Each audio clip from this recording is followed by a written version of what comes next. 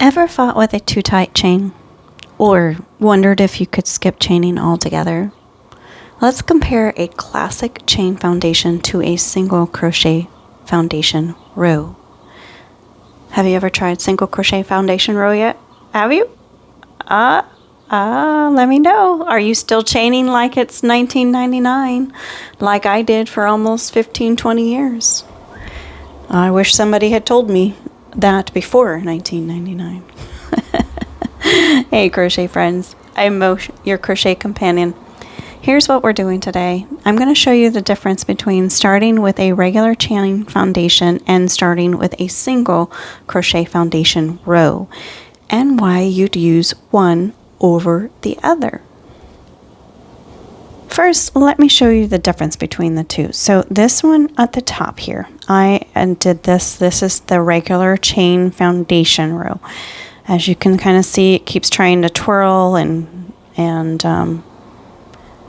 curl up on me, whereas this is the foundation, the single crochet foundation row. So you see it's behaving itself, unlike this one, it's behaving itself. So I'm going to demonstrate both of them for you so you can see the difference between the two. Okay, starting with the chain foundation. You know the typical chain foundation. You do your little knot and you chain until you can't count anymore, and you go back and you count some more, and then you go back and you count some more, and finally you might have the right amount of chains, right? So I'm going to do that. 1, 2, 3, 4, 5, 6, 7, 8, 9, 10. For this demonstration, I'm just going to do 10 stitches, so you'll need 11. An extra one because, you know, extra is necessary. So we're going to do a single crochet in the second chain from the hook. And in each of those stitches, we're going to do a single crochet. Ooh. And as you can already see, I'm already having one heck of a time with this chain foundation because it is always fiddly. This is the classic start, but it can be fiddly, kind of wobbly, kind of a pain in the you know what, and it can be unforgiving, especially if you get that chain too tight. So you're not going to get that hook in if your chain is too tight. All right, all the way down to the end, we have 10 single crochets in that row, okay? All right, so I'm going to frog that, or ribbit. Okay, so we're going to start with the single crochet foundation row now. And this one I like because you basically are counting as you go. So you start with a chain of 2. You're going to actually you're not going to do a full single crochet in that second chain from the hook. You're going to insert your hook into that chain, yarn over, pull up a loop, yarn over, pull through 1 loop, yarn over, and pull through 2 loops. That makes your first single crochet in your foundation row. Now I'm going to turn this to the side so you can see the braid. So see this little braid? So we got a V going this way and a V going this way. We're going to insert our hook into that V. Yarn over, pull up a loop, yarn over, pull through 1, yarn over, pull through 2. We're going to do that again. We're going to look at that V at the top. We're going to insert our hook here. And some of you will probably find that it might be easier for you to put a stitch marker in there while you learn how to do this. You're going to yarn over, pull through, yarn over, pull through 1, yarn over, pull through 2. Okay. Now, you'll notice that we are on count 3, so you can actually count as you go. So we're going to keep doing that until I get to 10, and then let's see, there's 1, 2, 3, 4, 5, 6, 7, 8, 9,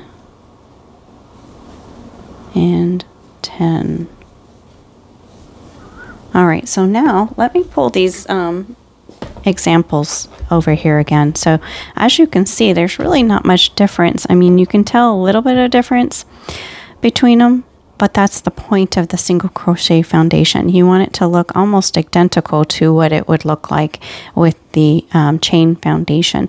So you see this one curls while you crochet it. This one does not.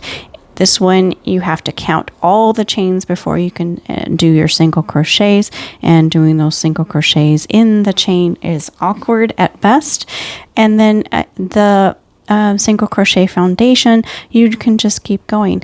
This is particularly nice when you let's say you've got a pattern that they want you to have like maybe 15 inches or something like that, and you do the chain, right? And then you start sticking your single crochets in there. You think that it's the right length, right? But you get done with your single crochet and maybe you're an inch short. So then you have to frog all that and start all over again and hopefully get the right length. Whereas the single crochet foundation row, you can actually keep going until you get the right length. And that's the beauty of, that's one of the beauties of that. All right, so the other one is that you'll see that on the foundation row, you have that lovely braid at the top, but look at this. You also have the lovely braid at the bottom. So when you are actually needing to do, say, your edging, or you need to work on both sides, you have a nice solid foundation to work on for both sides of your row. That's one of the beauties of that. Now, there will come a time when you have no choice. A lot of the patterns that I have been doing lately, I have had no choice, but I've had to do the single, the chain foundation versus the single crochet foundation. That's because that particular pattern, maybe it was a series of single crochets and then you had to do a chain. So an example was my spider stitch, because it does start with single crochets, but then you have a chain, you have to skip certain chains, and then you have to do the single crochet foundation, or the single crochets again in that foundation. So doing the foundation row would not actually work as well. So the single crochet foundation, that can be swapped anytime you have a pattern that is strictly just that single crochet. That's it, that's all. You can swap it out for any of those patterns that would start with a single crochet foundation. Well, not necessarily a single crochet foundation, but it starts out like the pattern says chain 50 and then single crochet in each chain across, right? Those are the ones that you can swap these out for. The only difference at the tail end, when you are, most of them, you know, you have to do the chain and then you insert your hook in the second chain from the hook. The only difference is that you're going to have one less that you have to do for the single crochet foundation. So let's say your pattern calls for, and this is your clue when you're looking at the second row, a lot of the times they will tell you how many single crochets that you need. So you would actually just start with, say it says chain 51, and then you're going to be doing 50 single crochets in the next row. All you need to do is single crochet those, do the foundation row on that count of 50. Now, the next wonderful thing about the single crochet foundation, or in what I'm going to talk about next, is a foundation row. So you can actually do this with a half double crochet, a double crochet, a double treble, or a treble crochet, and a double treble crochet. I have a couple of videos out there there's one that's just has all of them together in one video, or if you just want to focus on the single crochet, the most common, which is the single crochet, the double crochet, that's in one video, and then I have another one that's the half double, the treble, and the double treble. So basically think of it this way. There's the rule. Chain foundations always work and some projects require them. But if your first row is single crochet or double crochet or half double crochet or treble, then the foundation row is a neat shortcut that gives you that stretch, and it's not as fiddly, but it's a wonderful way to get your work started when much more convenient and not nearly as stressful. And that is pretty much it as far as a single crochet foundation row. Until next time, keep your bases flexible and may your hooks never hide.